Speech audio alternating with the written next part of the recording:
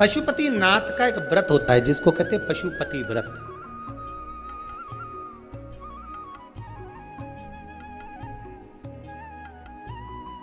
आजकल लोगों ने शिव महापुराण की कथा में से देख देख कर खुद की आईडी पर खूब सारे पशुपति व्रत बना बना के डाल दिए कि ऐसा करो वैसा करो, फिर उद्यापन भी ऐसा करो। पहली बात अच्छे से ध्यान में कर लेना कि पशुपति व्रत में कुछ नहीं करना है आपको, ज़्यादा ढोंग प्रपंच कुछ नहीं करना।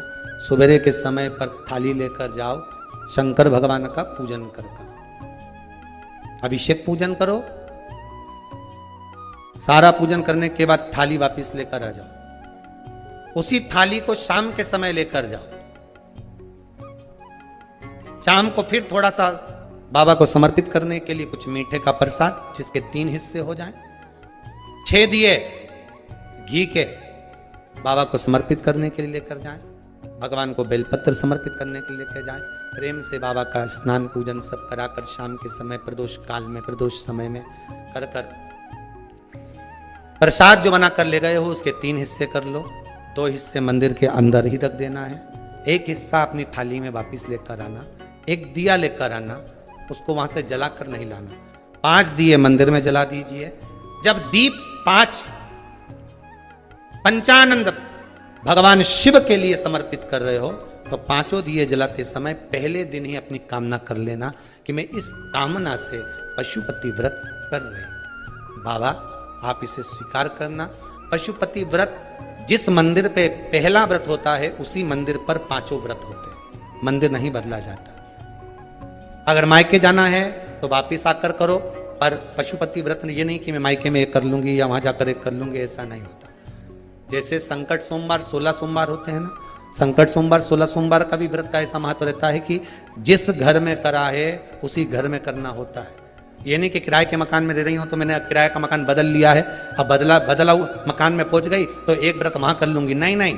उद्यापन तक उस मकान में तुम्हें रहना पड़ेगा जिस मकान में तुम रह रहे। तो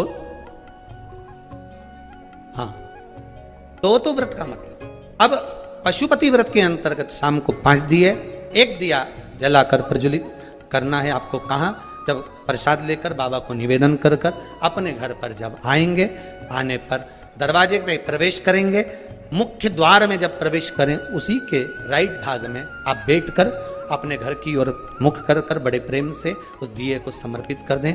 बाबा से विनती करें कि बाबा ये दीप मैंने केवल आपके लिए जलाया है कि आप इस मेरे मार्ग को सुलभ करें, मेरे घर की जो बांधा है, जो भी मेरे मन की इच्छा है उसको पूर्ण करें। बाबा को निवेदन कर प्रसाद लेके घर में प्रवेश कर जाएं। सुबह के समय जब आप फलाहार कर लें, शाम के समय आप भोजन कर लें। भोजन कब करना? जब 1 भाग प्रसाद का लाएंगे, उस प्रसाद में से किसी को नहीं देंगे, वो प्रसाद पहले आपको खाना है, उसके बाद भोजन ग्रहण करना है।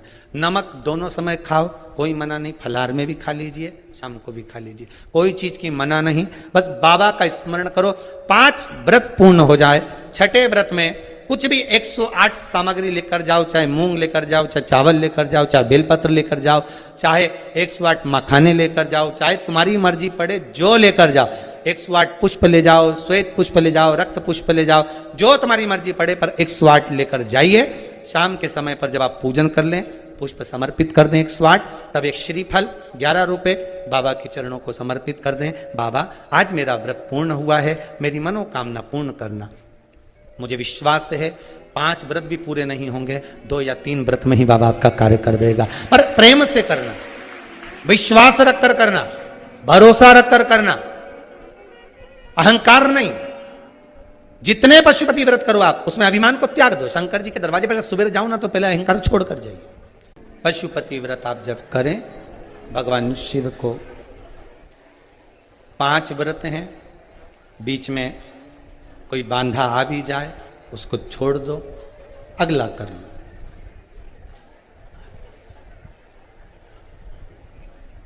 पर करो जरूर। दुनिया का ऐसा कौन सा कार्य है जो पशुपति व्रत से नहीं हुआ? ना जाने कितने लोग पशुपति व्रत को करे होंगे और बाबा ने एक व्रत में, 2 व्रत में, 3 व्रत में, 5 व्रत में कुछ ना कुछ तो दिया होगा। अगर बाबा मान लो तुम्हारी कामना पूर्ण नहीं भी करता तो मन की शांति तो दे ही देता है। हृदय की शांति तो मिल रही है ना। बहुत उस भगवान शिव का नाम पशुपति नाथ पड़ गए। ज्यादा दुखी हो तो 5 सोमवार पशुपति व्रत कर लो। कितने सोमवार? 5। पशुपति व्रत करने का नियम अच्छे से समझिएगा। 5 सोमवार करना है, कोई से भी सोमवार से चालू कर